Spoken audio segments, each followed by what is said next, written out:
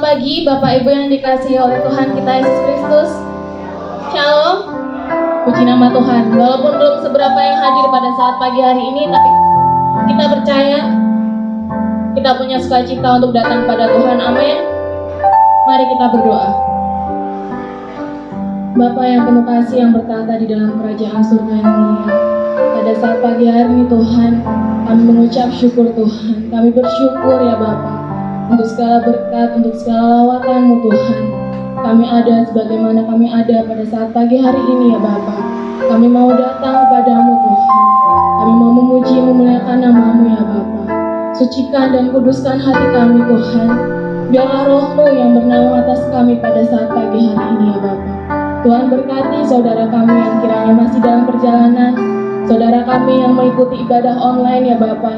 Tuhan yang memberkati mereka semua ya Bapa. Kami percaya Tuhan, Engkau Tuhan yang penuh kasih, kasih yang tidak pernah berubah walaupun musim berganti ya Bapa. Haleluya Tuhan, musim akan selalu berganti.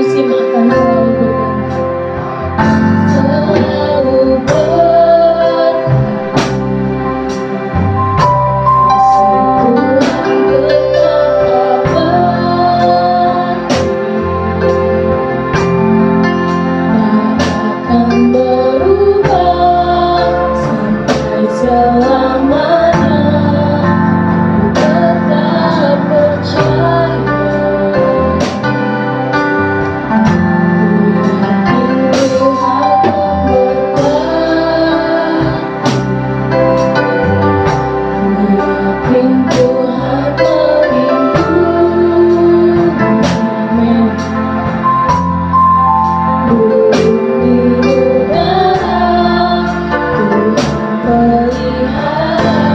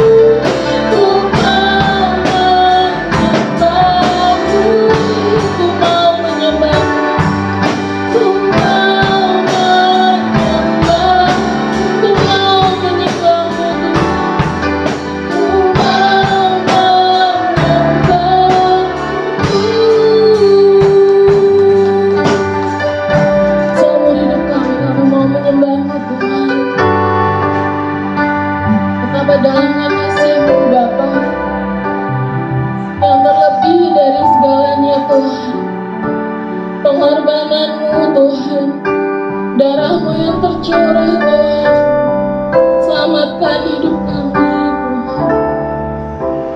Terima kasih Tuhan, terima kasih. Haleluya Yesus, haleluya Tuhan. Hanya Engkau juru selamat kami Tuhan.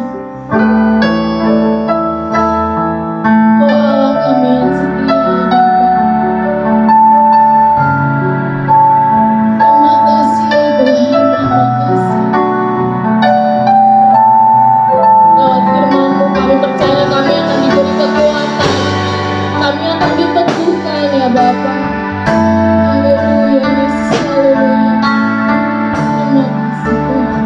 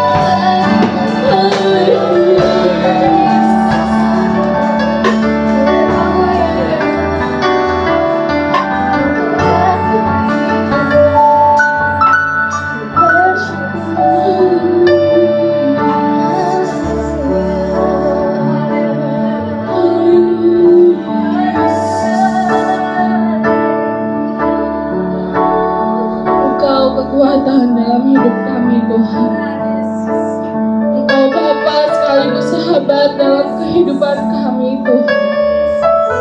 Walau lewati beribu ombak,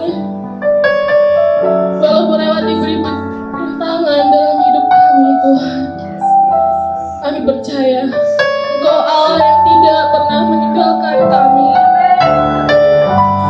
Engkau Allah yang selalu bersama-sama dengan kami. Engkau Allah yang selalu menolong kami Tuhan. Engkau Allah yang selalu menjaga, memelihara kehidupan kami Yesus. Terima kasih Tuhan. Terima kasih buat pengorbanan yang Kau beri Tuhan. Terima kasih untuk darah-Mu yang tercurah, menembus, menyelamatkan hidup kami Tuhan Yesus. Terima kasih Tuhan. Engkau Allah yang penuh kasih. Engkau Allah yang luar biasa dalam hidup kami Tuhan. Terima kasih Tuhan. Lewat firman-Mu pada saat pagi hari ini Tuhan, kami percaya kami akan semakin dikuatkan. Kami percaya kami akan semakin diteguhkan ya Bapa. Lewat firman-Mu, bersama-sama dengan firman-Mu Tuhan, kami bisa melewati segala hal dalam hidup kami ya Bapa. Berkati hamba-Mu yang akan menyampaikan kebenaran firman-Mu pada saat pagi hari ini Tuhan. Kiranya apa yang keluar dari lidah mulutnya ya Bapa, itu hanya dari Engkau saja Tuhan.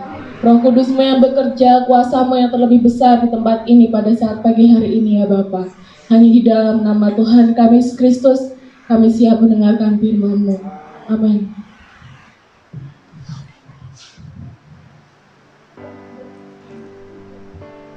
Haleluya. Haleluya. Tuhan memberkati Bapak Ibu dan saudara sekalian. Salam sejahtera dalam kasih Tuhan kita Yesus Kristus. Hari Jumat depan kita akan masuk dalam perayaan kematian Tuhan Yesus Kristus, dan hari ini saya masih ajak saudara untuk memperhatikan beberapa bagian dari peristiwa di malam sebelum Yesus disalibkan sebagai bagian rangkaian khotbah di dalam bulan Paskah kematian Yesus Kristus. Mari kita membaca dari Injil Lukas pasal yang ke-22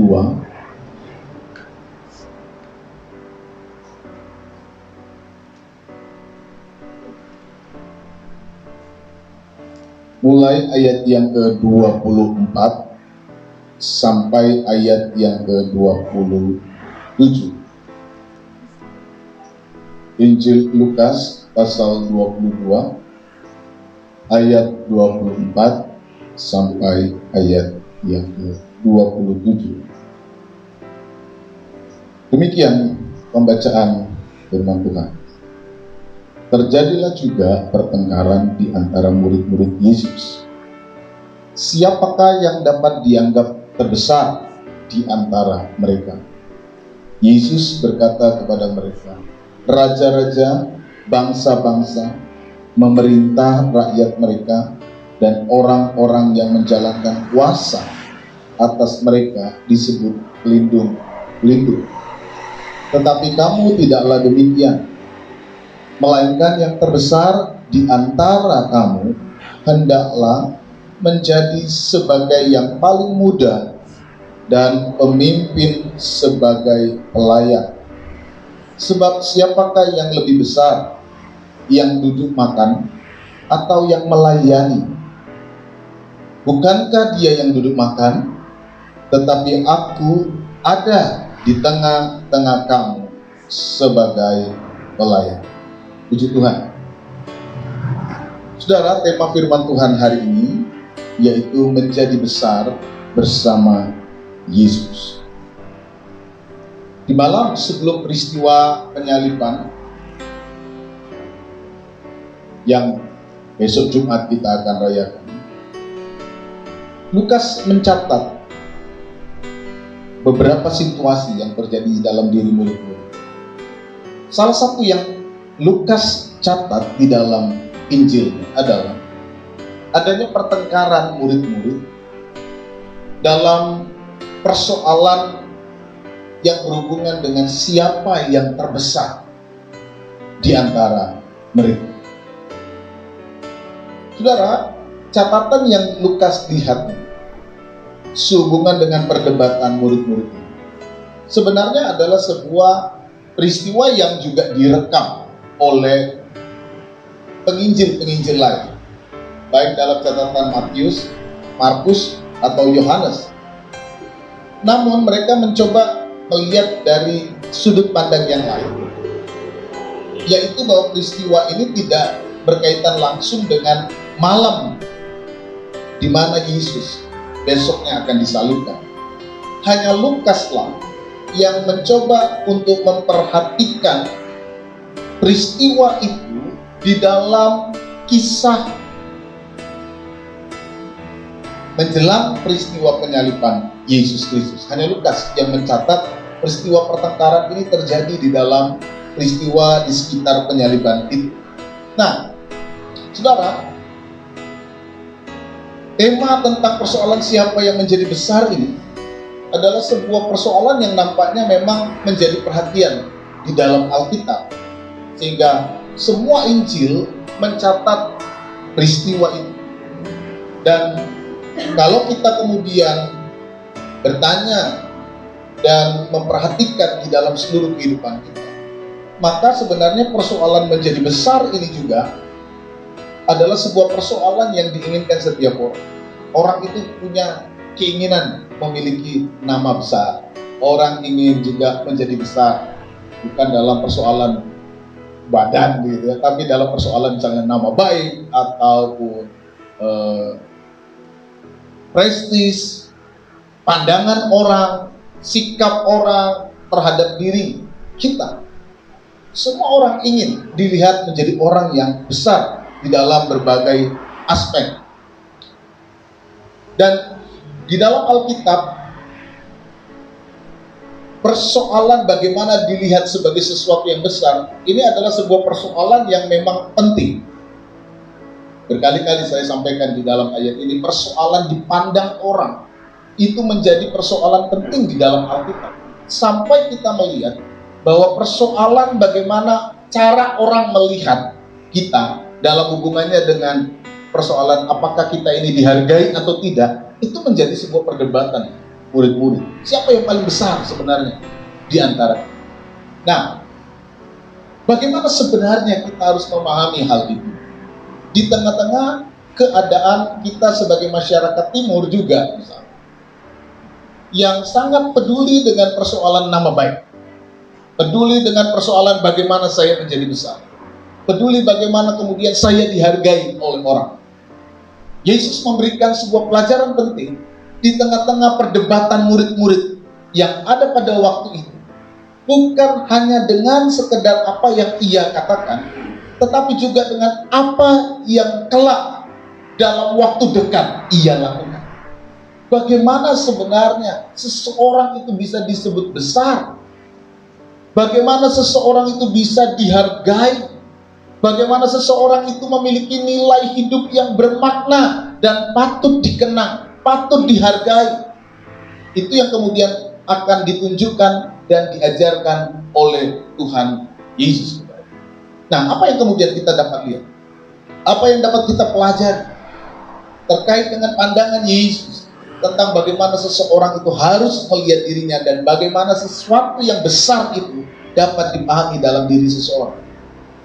Yang pertama, saudara, di dalam catatan Lukas 22 ayat 24 sampai 27 ini, Yesus mengajarkan kepada kita sebuah prinsip bahwa persoalan melayani adalah sebuah tanda kebesaran bagi seseorang, khususnya mereka yang mau mengikut Kristus. Yesus mengambil sebuah pilihan yang berbeda dengan pilihan banyak orang pada waktu itu. Kalau orang pada waktu itu mencoba untuk membangun sesuatu yang besar dalam dirinya dengan berbagai cara yang mereka pahami, pada waktu itu menguasai orang, menggunakan kekuasaan, mencoba menempatkan diri dalam ruang publik, ruang masyarakat umum supaya terlihat hebat. Ya. Jadi kalau saudara misalnya melihat orang Farisi berdebat dengan Yesus, itu salah satu cara bagaimana orang melihat dirinya besar. Di dalam pemahaman itu disebut challenge and repose. Jadi bagaimana cara mereka berdiskusi, cara mereka berbicara, menunjukkan kebesaran dirinya. Itu salah satu cara. Jadi bagaimana kemudian orang melihat mereka itu orang besar adalah dengan cara mereka menjawab, bertanya, menunjukkan kehebatannya. Makanya kalau kita lihat orang Farisi sering tanya-tanya Yesus, sering berdebat dengan Yesus, itu bagian cara menjadi besar, salah satunya. Di samping menguasai dan sebagainya. Karena persoalan dilihat orang, itu persoalan penting di dalam masyarakat pada waktu itu.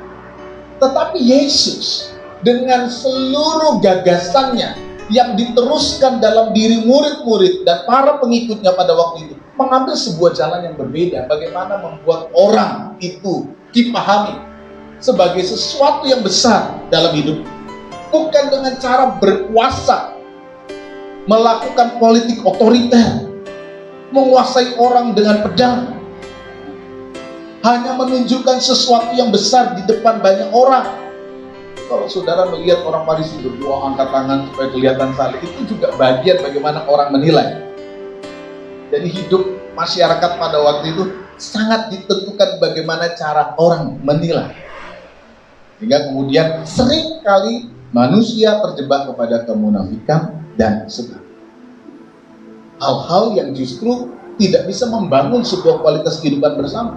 Karena orang lebih peduli pada dirinya sendiri. Bagaimana saya, dan sebagainya. Ini pun terjadi dalam diri murid-murid, sehingga kemudian mereka berdebat, siapa sih yang terbesar sebenarnya?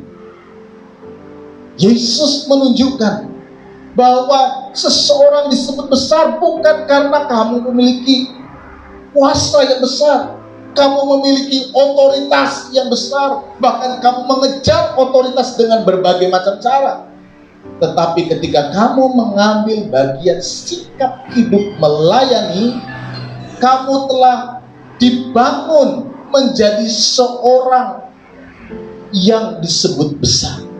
Ketika seseorang dipanggil dan siap untuk melayani, disitulah kamu disebut sebagai orang yang besar. Makanya Yesus kemudian di dalam ayat itu mencatat bahwa seseorang itu bisa disebut besar kalau dia kemudian menjadi orang yang disebut muda dan pelayan. Muda dan pelayan. Muda itu dalam masyarakat di mana Alkitab ini ditulis seringkali tidak dihargai orang muda. Kenapa? Mereka dianggap mungkin belum punya banyak hal. Mereka belum punya pengalaman. Mereka belum punya sesuatu yang patut dibanggakan. Biasanya para leluhur itu yang dihormati. Makanya kalau kemudian di Alkitab saudara menemukan banyak nama-nama silsilah. Kalau baca Tawarik itu kan bosan, isinya silsilah. Apa sih maksudnya? Tuhan Yesus pertama sekali tunjukkan silsilah. Ini penting bagi orang pada waktu itu. Kita yang mungkin tidak penting, itu apa sih yang-yangnya, nenek moyangnya disebut semuanya ini. Itu apa? Tapi bagi orang Yahudi, masyarakat Mediterania kuno, siapa nenek moyangnya itu menentukan cara orang melihat dia. Kalau orang Batak itu raja semua, tulis sampai keturunan berapa. Saudara tanya orang Batak itu keturunan berapa, kamu pasti tahu. Saya keturunan 14 dari Raja Batak Manurung. Tahu, walaupun saya nggak ngerti nenek moyang siapa, bahasa Batak juga saya nggak tahu. Tapi ditulis dalam Tarombo namanya, silsilah Batak. Tahu, itu penting bagi masyarakat Batak. Nah, bagi orang Yahudi silsilah itu juga penting. Karena mereka itu apakah nanti dihormati atau tidak, salah satunya dilihat siapa silsilahnya. Yesus digiring sampai Raja Daud. Siapa lagi? Abraham. Bahkan kalau Lukas menggesernya sebagai anak Allah. Ini pribadi yang harus membawa. Jadi persoalan hormat, dihargai, itu menjadi persoalan penting. Tapi Yesus mengambil sebuah prinsip, cara yang berbeda. Bagaimana caranya kamu itu dianggap sebagai orang yang besar. Bukan karena kamu sekedar punya kuasa, bukan sekedar punya otoritas, lalu kemudian orang melihat kamu menjadi orang yang besar. Bukan sekedar itu. Apalagi kalau kamu menggunakan kuasa, otoritasmu sewenang-wenang untuk menyusahkan, menyengsarakan orang. Bukan sesuatu yang membuat dirimu besar.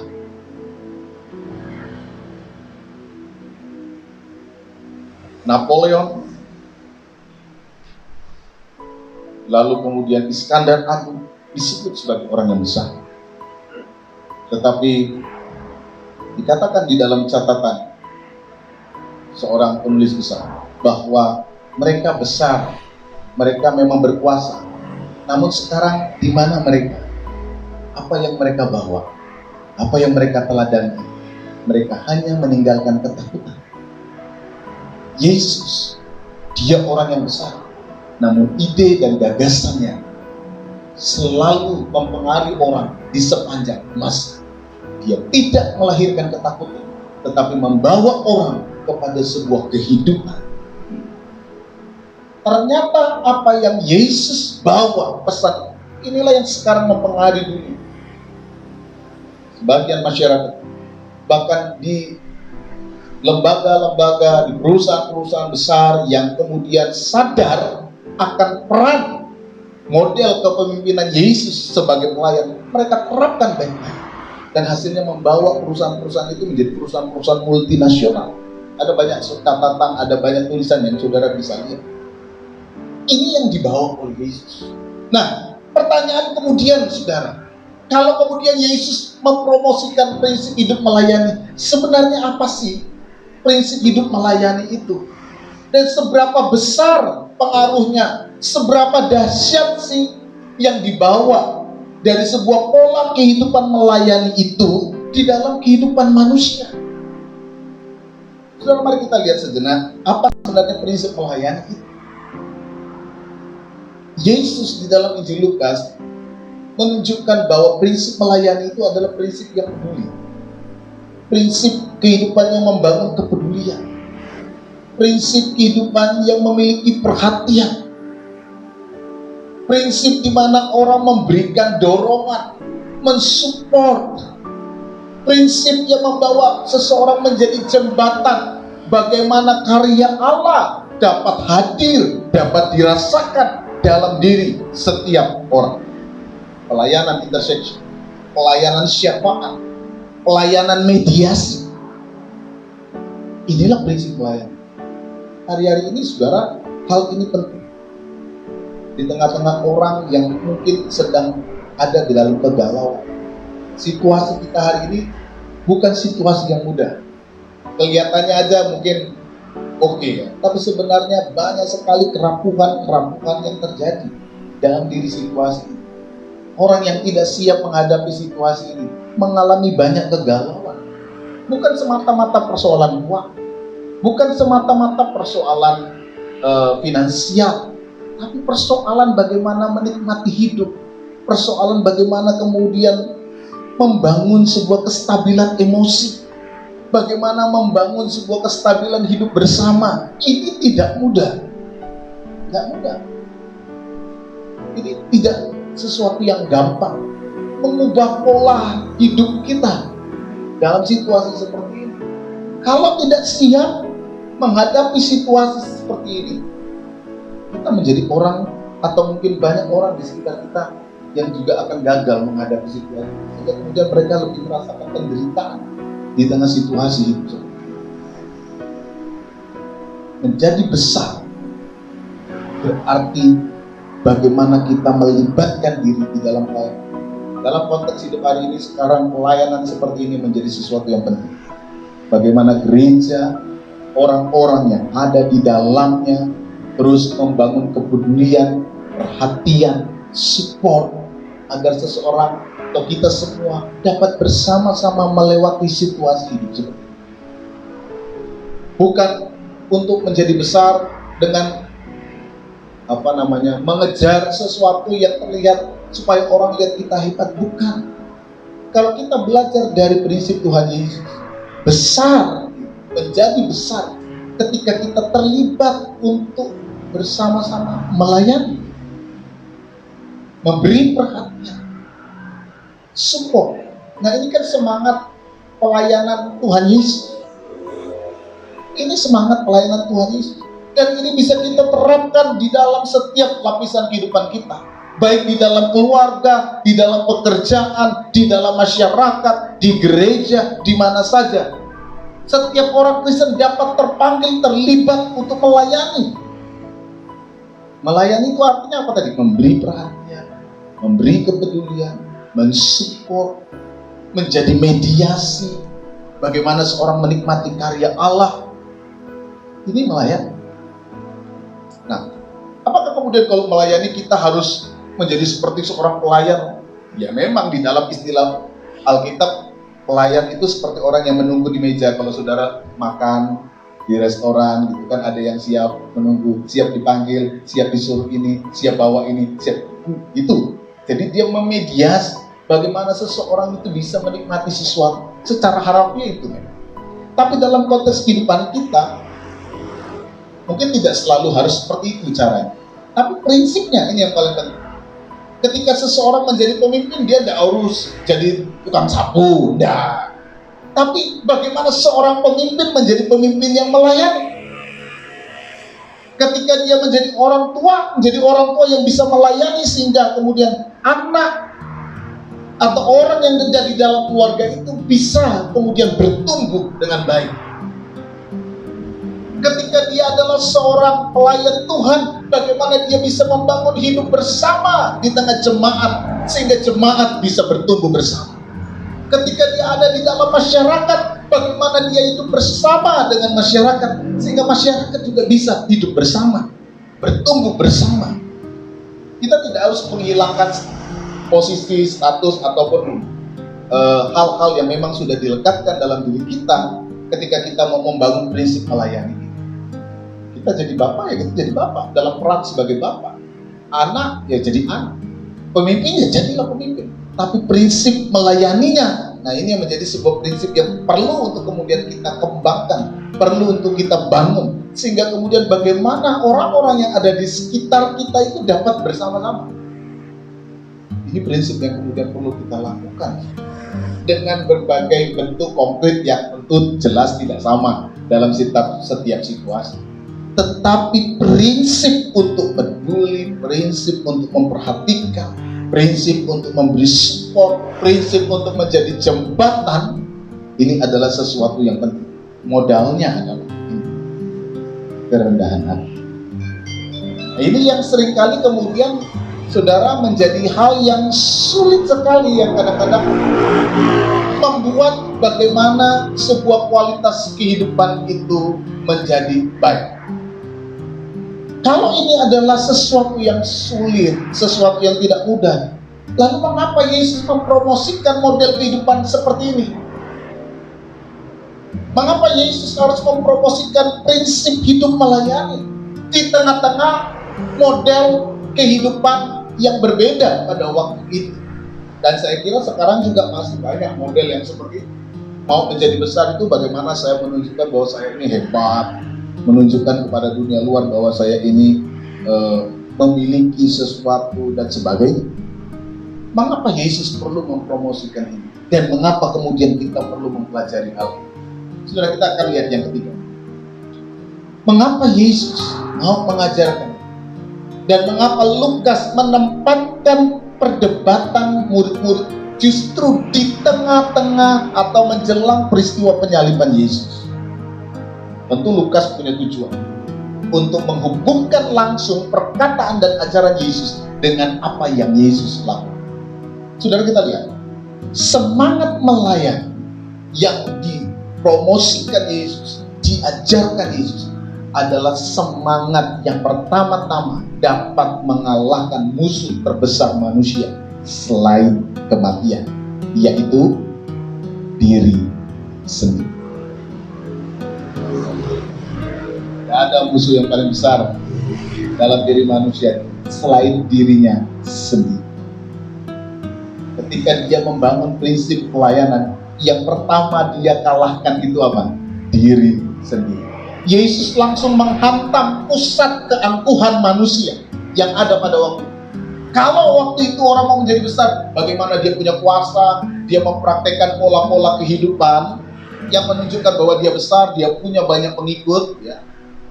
Dia punya banyak pengikut karena seorang patron itu punya klien-klien, punya orang-orang yang selalu memuji dia, menunjukkan bahwa dia besar. Semakin kliennya banyak, semakin besar nama baiknya. Semakin besar orang melihat dia. Yesus langsung tunjukkan, kalau engkau ingin menjadi besar, bukan gitu caranya. Tapi kalau engkau mau menjadi muda, engkau mau menjadi pelayan, karena pertama-tama yang kau kalahkan adalah dirimu sendiri. Ini yang kemudian membuat prinsip melayani ini menjadi tidak mudah. Tidak mudah mengalahkan diri sendiri. Karena kita sebagai manusia umumnya biasa sangat menghargai yang namanya nama baik. Mau dilihat sebagai orang yang baik, mau dilihat sebagai orang yang punya kelas, mau dilihat orang yang punya prestis. Tidak mau kemudian terlihat nama baiknya cacat. Tapi ketika seseorang mengambil prinsip melayani, Yesus bilang ini orang yang besar. Ini orang yang besar. Siapa? Dia yang menjadi muda dan dia yang mau melayani. Karena yang pertama-tama sudah dia kalahkan adalah dirinya sendiri. Saudara, berapa banyak persoalan yang kemudian tidak bisa selesai, tidak menjadi baik, atau kemudian menjadi rusak hanya karena keangkuhan diri sendiri.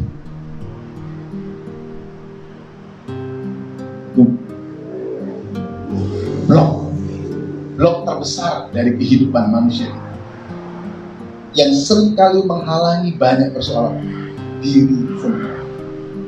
Hal yang sebenarnya mudah untuk kita lakukan, misalnya minta maaf, tapi karena kita gengsi, tidak jadi. Dan akhirnya tidak selesai. Contoh. Itu contoh. Hal yang sebenarnya mudah untuk kita lakukan. Sorry ya, aku minta maaf. Aku salah. Tapi karena itu tidak dilakukan. Karena kita merasa bahwa aku minta maaf.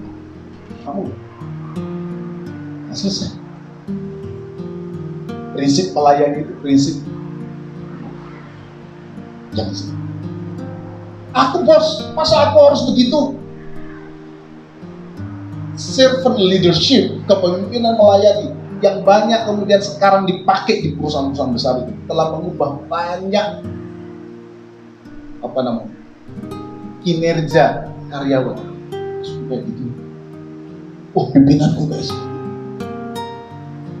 Dia tetap pimpinan, tapi kemudian dia bisa menempatkan dirinya bagaimana orang itu merasa dia dihargai. Setiap orang kan senang kan kalau dia dibongkai gitu. Setiap orang kalau dia dihargai, senang. Jadi ketika pemimpinannya menghargai dia sebagai orang yang senang. Saudara bisa lihat itu dalam kenyataan sehari-hari, atau kalau saudara senang nonton film-film apa gitu, saudara lihat misalnya seorang bos dengan karyawannya ketika berbuat seperti senang dan sebagainya. Ini contoh. Mengapa seseorang itu disebut besar dan mengapa Yesus mempromosikan itu?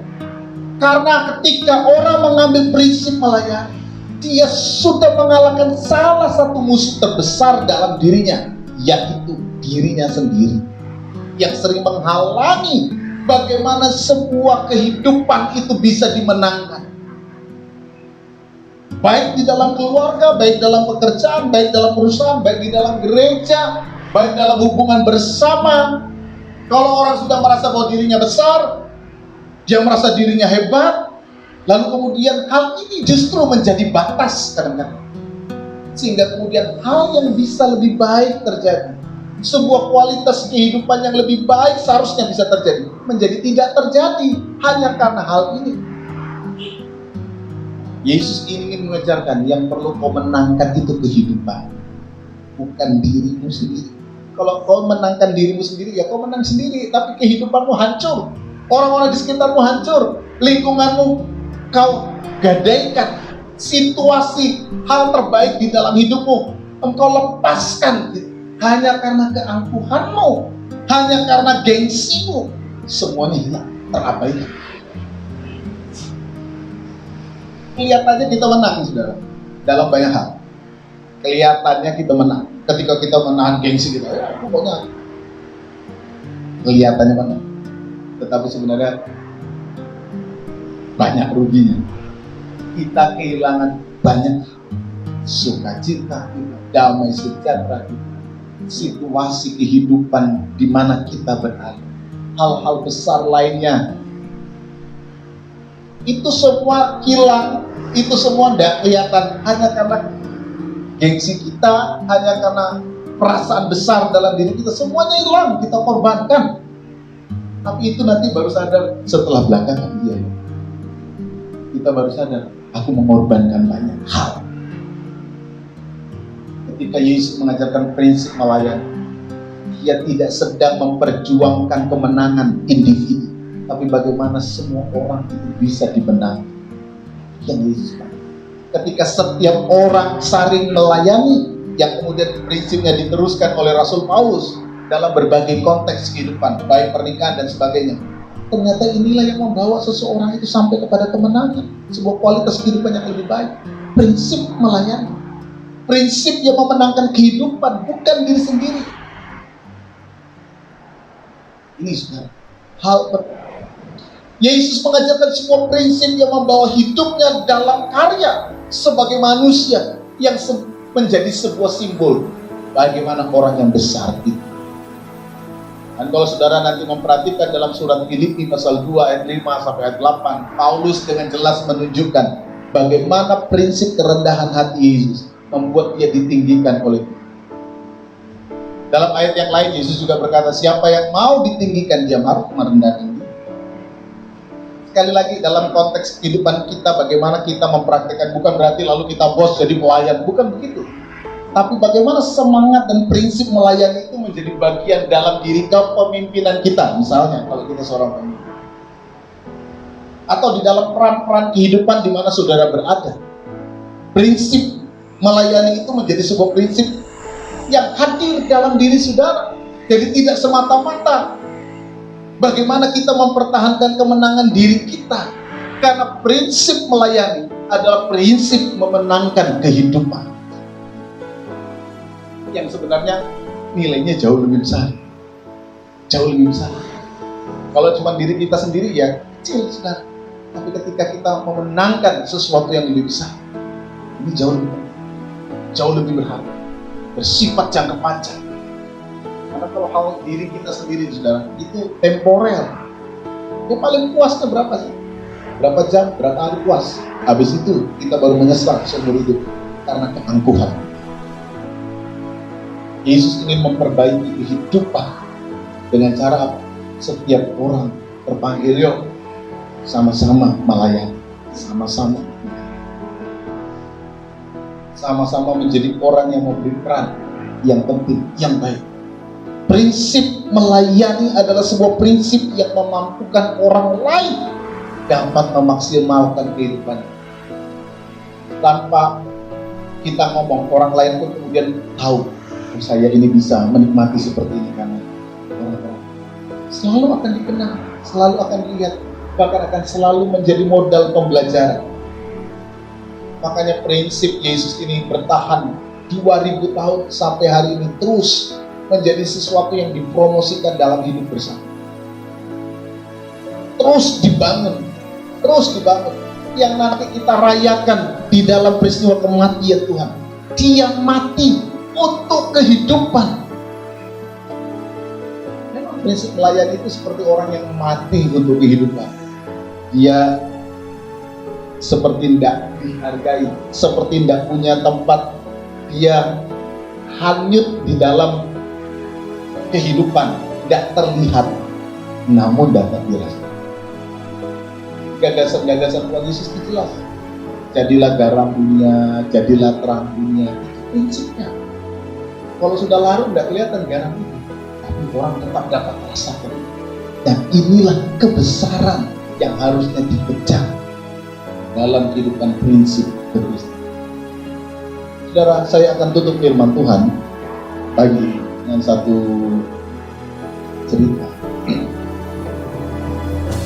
Ada suatu saat orang-orang besar, pangeran-pangeran, orang-orang ternama, mereka sedang menjalankan atau sedang mengadakan perjalanan penting untuk mendapatkan sesuatu yang besar, sesuatu yang sangat sakral, mendasar.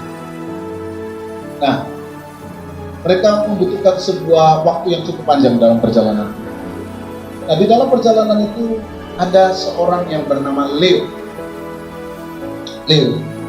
dari antara mereka yang selalu setiap pagi membuat di mana mereka sampai membuat tenda. Lalu dia pertama sekali yang membuat api. Dia juga yang selalu menyanyikan nyanyian di tengah-tengah mereka dengan gitarnya. Leo orang yang selalu peduli dengan apa yang kemudian diperlukan oleh banyak orang. Setiap hari Leo seperti itu. Setiap hari Leo seperti itu. Dan mereka semua tidak menyadari apa-apa dengan apa yang Leo lakukan. Ya biasa aja. Ya memang tugasnya Leo lah, bangun. Atau mungkin ya sudah suka-sukanya Leo lah, membuat kayu api, membakar dan sebagainya. Tapi saudara, beberapa minggu kemudian Leo tidak lagi ada di dalam lingkungan itu. Leo hilang. Mereka semua mencari Leo, kemana Leo berada, mereka tidak menemukan. Dan pemimpin itu pada waktu itu akhirnya memutuskan mereka untuk tetap kita pergi dalam misi kita. Akhirnya mereka pergi. 1, 2, 3 hari mereka dapat bertahan. Tapi setelah waktu kurang lebih 2 minggu, mereka merasakan hilangnya peran Leo itu.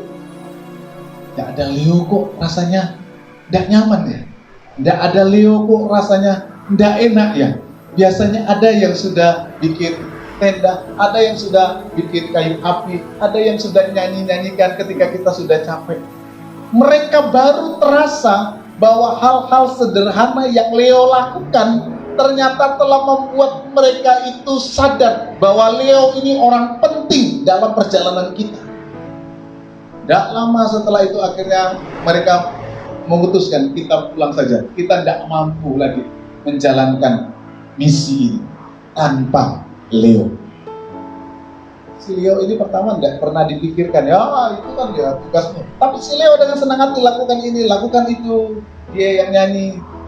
Orang akhirnya sadar, Leo inilah pemimpin yang sesungguhnya. Dia tidak banyak lakukan apa-apa, tidak banyak cerita sana sini. Dia tidak banyak bikin itu sana, dan dia tidak membangun otoriter, tapi dia membangun sebuah kenyamanan bersama sehingga rombongan itu dapat tetap berjalan melaksanakan misi. Ketika Leo hilang, yang suka bikin tenda pertama, yang bikin kayu api. Jadi kalau sampai di satu tempat, Leo lah yang bikin kayu api, Leo lah yang kemudian nyanyi-nyanyi bawa gitar. Mereka sadar kita tidak bisa berjalan tanpa Leo. Saudara, inilah prinsip melayani. Kelihatannya orang tidak ingat, tapi setelah Leo tidak ada, orang baru sadar dialah pemimpin yang sesungguhnya. Inilah yang sebenarnya yang dibutuhkan. Saudara, peran melayani itu, peran yang seperti ini kadang-kadang memang tidak terasa, tetapi mungkin suatu saat saudara baru mengerti peran-peran itu sebenarnya ada dalam diri kita. Nah, kesadaran inilah yang sebenarnya juga membangun bagaimana peran penguatan, peran kepedulian, peran untuk mensupport kelihatannya sepele, tidak banyak. Kelihatannya dia tidak berdiri di panggung yang paling tinggi. Dia tidak ada posisi terdepan dalam hal-hal yang bahagia. Dia mungkin hanya sekedar orang yang di belakang, yang mensupport, yang orang lain mungkin tidak lihat. Tetapi perannya telah membawa orang sadar akan kehadiran Yesus yang nanti kita akan rayakan kematian, mengambil peran. Dia mati untuk semua. Karena dia mati ada kehidupan. Karena dia rela mematikan apa yang pertama kali dimatikan oleh Tuhan Yesus, Apa? Apa? Apa yang dimatikan Tuhan Yesus? 2 minggu ini kita bahas apa? Tuhan kalau boleh singkirkan. Itu yang pertama dimatikan. Dia sadar dia punya kemuliaan. Kalau pakai bahasa Paulus dalam surat Filipi, dia yang memiliki kesetaraan dengan Allah tidak mempersoalkan ini diturunkan, tidak dipersoalkan. Kalau ini dipersoalkan Tuhan, mungkin dalam percakapan ketritunggalan itu nggak jadi. Walaupun secara manusia dia nego, Bapak kalau boleh singkirkan cawan ini. Kalau boleh aku tidak usah makan, tidak usah minum cawan ini, tidak usah menikmati murkamu. Karena murkamu itu membuat aku terhina. Aku yang tidak berdosa dibuat sakit toh. Saudara tidak apa-apa dituduh apa-apa, sakit nggak? Orang baik dibilang nggak baik, nggak salah dibilang salah. Emosi, saya ngomong emosi, nggak salah dibilang salah, emosi. Dia paling jengkel kalau dia nggak salah dibilang salah. Pengorbanan Tuhan Yesus seperti itu, dia tidak berdosa tapi dibuat menjadi berdosa. Seluruh murka Allah atas dunia ini ditumpahkan padanya. Sebagai manusia Yesus bilang, kalau boleh, ya. Tapi bukan kehendak. Apa yang dikalahkan Tuhan pertama ini? Aku dikalahkan. Saudara, kadang-kadang ketika kita mengalahkan keakuan kita nangis dong. Mungkin saudara tidak nangis di depan, tapi hatimu nangis. Yo iso tega, iso ngomong kayak gitu. Lihat, kok bisa gitu? Harusnya ngomongnya begini, kok iso ngomong kayak gitu? Aku bilang tua, aku ini dan sebagainya. Kok iso? Kadang-kadang kita tidak bisa menerima hal-hal yang seperti itu. Tapi pada akhirnya, saudara, prinsip melayani itu menguatkan diri. Kita ini sedang memenangkan kehidupan, kita sedang berjuang memenangkan kehidupan. Walaupun untuk itu kadang-kadang ada harga yang harus dibayar. Itu tidak mudah. Kita perlu kekuatan dari Tuhan. Seperti Tuhan Yesus dikuatkan oleh malaikat dari surga sebelum dia naik ke atas kayu salib dalam catatan Lukas. Kekuatan yang sama juga dibutuhkan. Karena hal pertama yang penting untuk dapat kita kerjakan dalam prinsip melayani adalah mengalahkan diri kita sendiri. Dan ingat bahwa kita bukan sedang berusaha memenangkan diri. Memenangkan diri kita itu temporer, saudara. Sementara. Puasnya pun dia, ya. Paling habis debat puas kita. Tapi setelah itu kemudian ya tidak ada apa-apa, tidak ada sesuatu yang kemudian lebih baik mengubah status kehidupan dan mengubah keberadaan kehidupan. Tapi ketika kita memenangkan kehidupan, mungkin dan mungkin tidak bukan cuma mungkin, pasti saudara merasakan sesuatu yang tidak nyaman dalam hidup. Tapi engkau sedang memenangkan sebuah kehidupan. Tuhan kiranya menolong, Tuhan kiranya memampukan, menguatkan kita menjalani seluruh proses dalam keteladanan Tuhan. Kalau Tuhan menang, Tuhan juga akan menolong untuk melayani keluarga, melayani suami, istri, anak, orang-orang yang terdekat dengan kita, melayani saudara, melayani siapa saja yang mungkin hari-hari ini sedang dengan situasi seperti ini membutuhkan banyak dukungan dari hidup kita. Mari kita bangun hidup sama seperti melayani mereka agar kemudian kita dapat bersama-sama memenangkan kehidupan kita.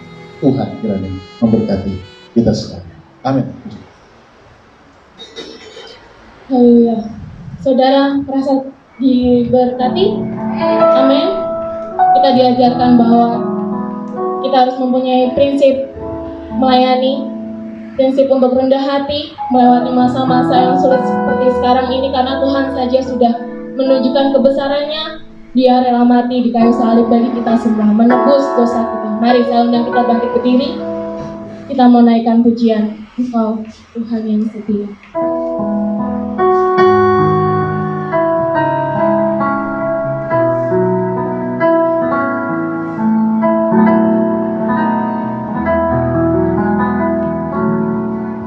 Engkau Tuhan yang setia, waktumu selalu yang terbaik. Engkau Tuhan sandaranku, aku hanya kan berharap padamu. Engkau Tuhan yang setia. Engkau Tuhan yang setia, waktumu selalu yang terbaik. Engkau Tuhan sandaranku, dan ku hanya kan berharap padamu.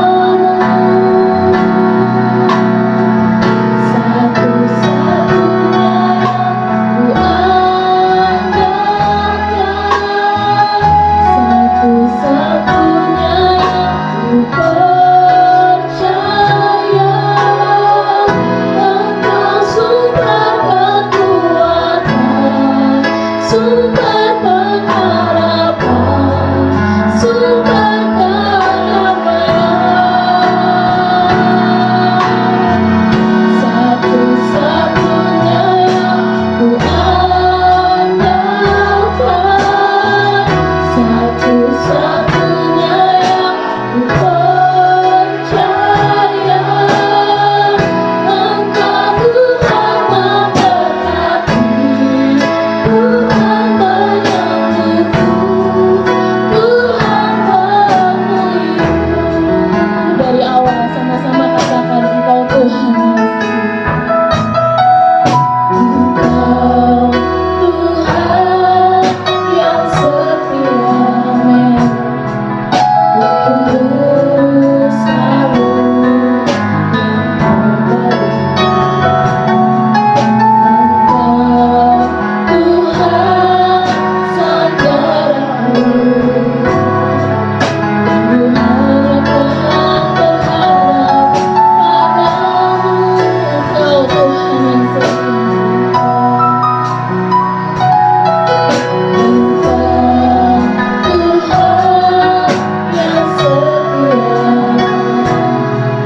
Waktumu selalu yang terbaik. Engkau Tuhan sandaranku, dan ku hanya kan berharap padamu. Satu-satunya yang ku andalkan, satu-satunya yang ku percaya.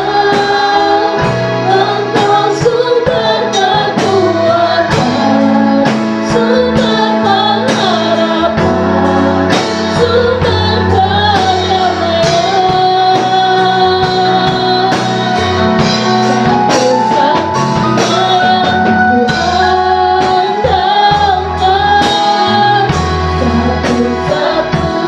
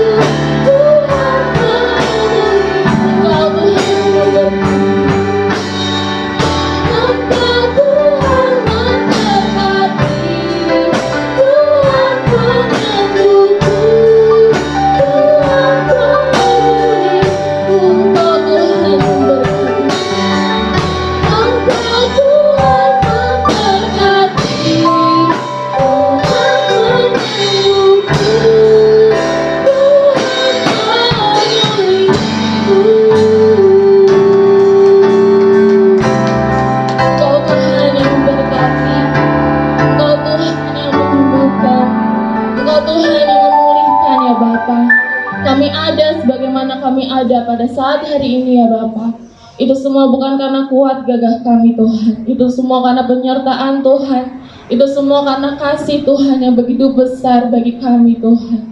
Engkau yang rela mati di kayu salib ya Bapa, menebus dosa kami Tuhan. Bapa, terima kasih Tuhan. Terima kasih untuk firman-Mu pada saat siang hari ini Tuhan. Firman-Mu yang menguatkan, firman-Mu yang mengingatkan kami betapa pentingnya prinsip melayani dalam kehidupan kami ya Bapa. Terima kasih Tuhan, terima kasih berkati hamba-Mu yang sudah menyampaikan kebenaran firman-Mu ya Bapa.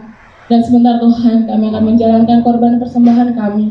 Kiranya Engkau berkati tangan-tangan yang memberi Tuhan. Biarlah apa yang kami persembahkan dapat menjadi memperlebar kerajaan di tempat ini Tuhan. Bapa, terima kasih. Hanya di dalam nama Tuhan Yesus Kristus. Haleluya. Amin. Silakan duduk Bapak Ibu Saudara. Kita naikkan pujian. Haleluya, aku memuji-Mu Tuhan.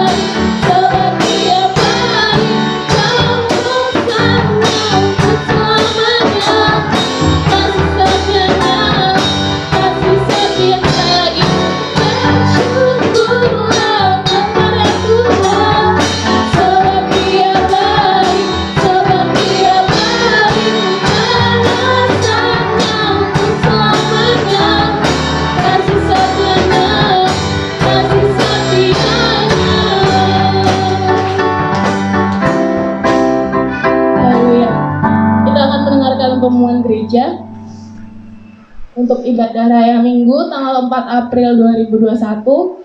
Nanti pemimpin pujian Ibu Adi Guna, singernya nanti Saudari Esther, LCD Saudari Friska, cek suhu nanti Saudara Mas Daniel, musik seperti biasa ada Bapak Gembala, Bapak Frans, Saudara Riko, dan Saudara Levi. Asernya nanti Ibu Hesti. Lalu untuk ibadah Jumat Agung tanggal 2 April 2021, pemimpin pujian nanti Saudari Elsa, singernya nanti Saudari Dani, LCD Saudari Sarah, cek suhunya nanti Saudara Levi, musik Bapak Gembala, Bapak Frans, Saudara Riko, dan Saudara Pabu. Aser nanti Ibu Prihati. Itu saja pembukaan gereja. Mari kita tutup ibadah kita. Saya undang Bapak Ibu untuk bangkit berdiri. Kita naikkan pujian terima kasih. Oh Tuhan.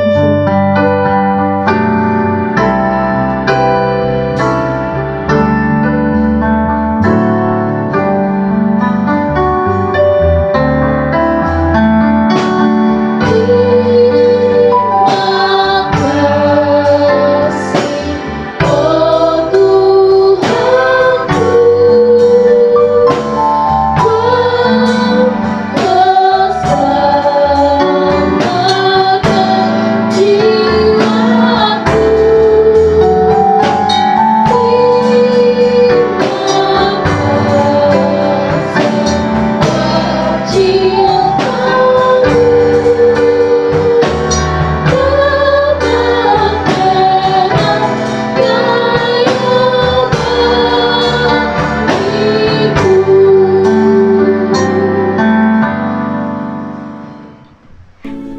kita berdoa. Kami bersyukur kepada-Mu Tuhan yang baik, Allah yang setia, Allah yang tidak pernah meninggalkan kami anak-anak, Allah yang telah peduli, memperhatikan kami, memberi hidup bagi kami, Allah yang senantiasa bekerja untuk mendatangkan kebaikan bagi kami. Kami bersyukur, berterima kasih, kami bisa beribadah, memuji dan memuliakan nama-Mu. Setiap pujian, penyembahan yang kami naikkan kepada-Mu, terimalah menjadi hidup yang indah di hadirat-Mu. Biarlah Engkau disenangkan, biarlah Engkau disukakan, dan biarlah turun berkat-Mu bagi kami, agar kami senantiasa terus hidup di dalam kehendak, agar kami dimampukan hidup di dalam kebenaran. Kami tidak mampu berjalan sendiri tanpa Engkau. Roh-Mu kami butuhkan setiap hari, membimbing, memimpin, dan menuntun kami, melatih hidup kami dan menguatkan kami di dalam seluruh proses perjalanan kehidupan yang tidak mudah, yang seringkali menggoda kami untuk jatuh dan tidak meneruskan pertandingan keimanan kami kepada-Mu. Tuhan, kuatkan dan mampukan kami selalu. Kita berdoa bagi setiap anak-anak, setiap mereka yang hadir di dalam ibadah pada siang ini, maupun mereka yang tidak dapat hadir mengikuti acara ibadah ini melalui online. Tuhan juga yang memberkati. Tuhan kiranya yang membimbing dan memberkati mereka semua, sehingga mereka pun dapat menikmati berkat-berkat Tuhan. Mereka menikmati anugerah Tuhan. Mereka juga menikmati lawatan Tuhan di dalam hidup mereka. Mereka yang lemah Kau kuatkan Tuhan. Mereka yang sedang sakit Kau sembuhkan. Biarlah mereka melihat mujizat dalam hidup mereka. Kerjakan itu setiap hari dalam hidup mereka. Berkarya dan bekerjalah terus dalam hidup mereka. Dari hari lepas hari, pakai kami menjadi alat-Mu untuk kemuliaan nama Tuhan, agar kami dapat bersaksi, agar kami dapat terus melayani, mengerjakan apa yang harus kami buat sesuai dengan kehendak Tuhan. Sertai kami di sepanjang minggu yang akan kami jalani. Keputusan, pilihan, dan apa saja yang kami perbuat, Tuhan kiranya membimbing dan menuntun kami. Doa kami buat bangsa dan negara kami, Engkau yang memberkati mereka semua. Para pemimpin bangsa kami dikuatkan, diteguhkan, diberi hikmat oleh Tuhan untuk mengerjakan segala. Terima kasih Bapa, terima kasih Yesus. Kami menyerahkan seluruh hidup kami. Kalau sebentar kami akan berpisah, kami akan pulang ke rumah kami masing-masing. Engkau kiranya menuntun kami, memimpin dan menyertai kami, agar kami boleh tiba di rumah kami dengan selamat di dalam berkat Tuhan. Terima kasih Tuhan. Sekarang turun tangan berkat-Mu bagi kami sekalian. Saudaraku yang terkasih, pulang, bawalah berkat. Kiranya anugerah damai sejahtera dari Tuhan Yesus Kristus, kasih Allah Bapa dalam persekutuan Roh Kudus, kiranya turun atas kita sekalian hari ini sampai selama-lamanya.